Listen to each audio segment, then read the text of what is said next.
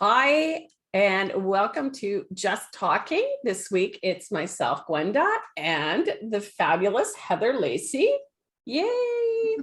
So as we started talking about earlier this week, first of all, I hope everybody's enjoying this day, this weekend. We've got some fabulous weather. Summer is on its way. You've been in the garden, right, Heather? Yes, early this morning because it was nice and cool still before it gets too hot. So exactly. And you know what? Today, what we're going to talk about is, again, more about the grief recovery method. But it's really funny. Both of us are gardeners. Me, I'm a lot more newbie than, of course, Heather here. She's great when it comes to providing me with tips and all that stuff. But the garden is really, that's also an analogy that we use for the grief recovery method, isn't it, Heather? Yeah, definitely. That's what I was doing this morning. I was clearing the weeds out from my strawberries to give them some space to grow. And yeah, you're right. That's one of the things we do with the grief recovery is we try to clear out those weeds and help everybody to create some space. Beautiful. Oh, I love that. See, this is a great thing. We have an idea of what we talk about, not unlike Aisha and myself when we're here, but we let the conversation roll because that's really the organic part of it. So today we are going to talk about the grief recovery method.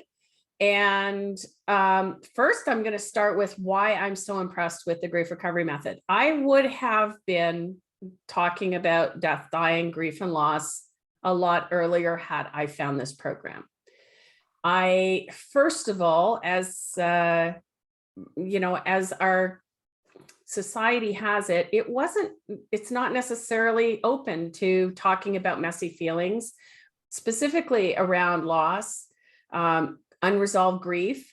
The biggest thing for me personally was the fact that the trauma experience that I had ended up being the other side of the coin of unresolved grief. And so that was the biggest surprise for me. And that's because it's not a therapy. It's not counseling, even though the number of people that say, oh, how's your grief counseling? It's like, it's not, because we automatically associate anything with feelings as this huge excavation that takes years. Whereas the grief recovery method, what I love about it is like a 4-step process. And so that's really what I love about it. This isn't digging into your stuff. This is just allowing you a framework to follow it. And it's so powerful. What about you, Heather? I was just going to say, it's not only a 4-step process, Gwenda, it's a 4-step process that you can do in 8 weeks. Yeah. Not years, months, right? And I mean, we talk about this during the classes, that it's a method that once you know how it works, you use it again and again and again. But you certainly for me, there is an immediate impact within that first 8 weeks of doing it. And if nothing else, if I never touched it again, I would still have had a big shift just in doing that first series of 8 weeks. Exactly. And that's what I love, right? And for me, the biggest aha kind of moment with this, death has not been something that's ever been a strange thing. It's not a pleasant thing, but it's never been shoved aside or anything like that in my family. It's accepted, it's part of life, right? But what I'd never made the connection to with grief was that grief was something, or could be something, that didn't involve a death, a physical death. So that was kind of, for me, the aha moment of the other things that I had lost in my lifetime that were intangible, some physical, some, that kind of thing. But just those things that didn't connect to a physical death that I hadn't been able to put together in my head as grieving. Oh, yes, exactly. Beautiful, beautiful. And again, I mean, I think that's the interesting part. Both of us, I know myself, I've done 30 graphs, as I've said before. And Right.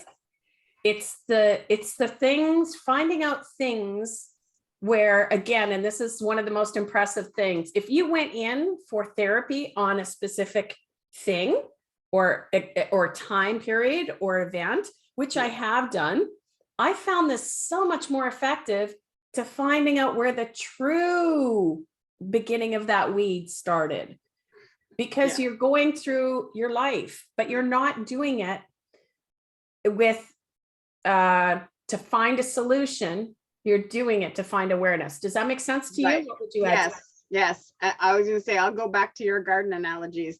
Whereas a lot of times you're going in and you're looking at a specific thing instead of the whole concept.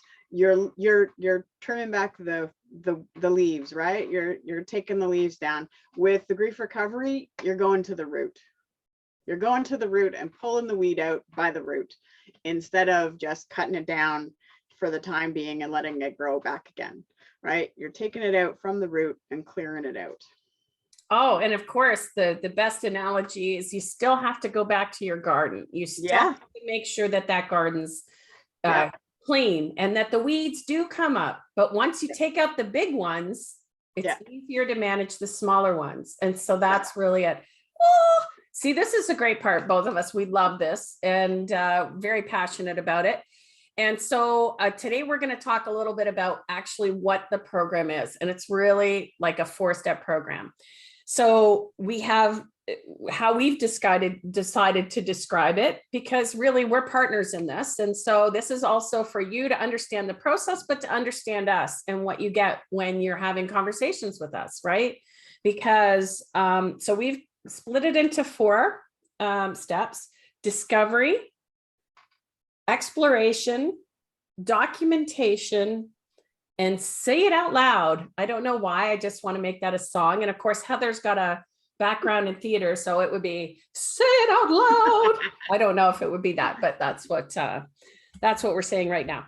So I'm going to start here with the discovery. So the first probably 4 weeks or 4 sessions, give or take, are about how do we look at grief, loss, death, dying, anything that affects our emotional landscape. And that's we're not going to dive into the program, of course, but that's just like the first step, because again, with you have to become aware of where the weeds are before you can pull them out. So it's just almost taking a lay of the land. The next step I'm going to leave to Heather, and we're going to ping pong back. I was just going to say, just to tag on to what you just said, it's not only about looking at how we view death and dying and grief and loss, it's also about how society, the first portion is how society views it. And that leads us to the second portion, where we look at how all of that has affected us and how that has impacted our reactions to things, how we deal with things, how we don't deal with things, how we kind of navigate through life. And we look at how all of those things that we've talked about in the first few weeks impact us directly, and a direct impact on our lives up to this point in time. So. Exactly. So that's the exploration, right? Because whenever we learn anything, repeat, repeat, repeat. So a lot of it is like, this is how you may be thinking, may or may not. And to be able to process that and say, yeah. You know. So the third part is the documentation. I love this part. I love this part, because a lot of what I do in my coaching or any kind of coaching that I've done over years is that we need to get out of our head, get into our heart, and put it into the real world. So if we have stuff, we may think about this, and the analogy is that you don't paint with a screwdriver. You need to have the right tools. But more importantly, you can't think about painting a wall and not actually have to go out and buy the paint. And then the paint. So this is about really how we express ourselves, how we express our inner emotional landscape. And again, we could go deeper into that, but we call that the documentation stage. And then Heather gets to sing it out loud. Or yeah, I don't sing. So yeah, the documentation is a fabulous process, and a lot of people find a lot of relief and release in just the documentation process. But it's amazing what happens when you actually vocalize as well. And in the documentation process, a lot of times you find those repeated patterns that you're talking about, and those come to light a lot easier when you're looking at it on paper. And when we get to the say it out loud part, the verbalizing part, you're doing a specific relationship at that point. And it really makes a difference. And I will say the biggest thing for me, because the first time I encountered the method itself, I did it on my own. I wasn't doing it with anybody. I didn't have anybody taking me through it. And it is possible to do it that way. But, and you still vocalize, you still say it out loud, even when you're doing it on your own. And I did it to nobody, to just, said my thing out loud. But then I got into the training, and I, did another relationship, and I worked with somebody and all that kind of stuff. And so eventually I redid the first relationship, the final part of it, and I did the letter out loud again to somebody else. And having that person there to witness, because that's what they're there for. They're not there to stand in for the person. They're not there to represent the person. They're there to witness what you're saying. Was just a huge difference, because I had a great release from everything with the first series of things that I did on my own, and didn't really expect to have such a big release the second time, but I did. I had an even bigger release the second time around when I did that out loud with somebody there to witness, and just it's to have that kind of confirmation that somebody is listening to you. And that's key with the whole recovery portion of the method, I think, is that you're having somebody there to listen to you. And that's why we do both groups and one-on-one sessions. I think there's value in both of them for sure. I think there's a very different effect when you're doing it with a group versus the one-on-one. And I think sometimes the group setting is just even more powerful for everybody, even for us as facilitators of the program. Doing a group session is just enlightening every time for us as facilitators. So. Oh, absolutely. I love all of that, Heather. And that's one of the things about shelf help or self-help. It is really good to be able to get knowledge. But one of the things that I do through this whole thing is we need to take off that thinking cap, take off that part that has us stay in our head. And this is literally what I do is I go, and I'll just visualize this to people, that it's like, if you're thinking too much and you're not feeling, so it's just off with the thinking hat, hand to heart. And that's literally, so part of what we bring to the table, and why to do it live with people. First of all, one of the reasons I love groups is because you automatically will find out that everybody else there, all of us, have had loss. Yeah. And they're all different stories. And, us as humans, you hear the stories and your heart breaks a bit. But it's the difference here is that it's empathy. And if you don't understand what empathy is for this process, you'll understand, because you are not only sharing your own story, but you're being an active listener in somebody else's. And so the thing that I love, again, somebody that we just finished doing a program with maybe 2 months ago, had a conversation with her last week, and she goes, I can't go back to that person anymore because I know what it's like to be heard. Yeah. So it makes me want to listen more. And so these are the things, and this is what I love about the grief recovery method, what I love about working with Heather is because we have two different life experiences. So there's times where Heather's been able to jump on and say, well, yeah, it's like this. And there's times I've been able to jump on and go, well, this also helps. And that's why we like doing it together.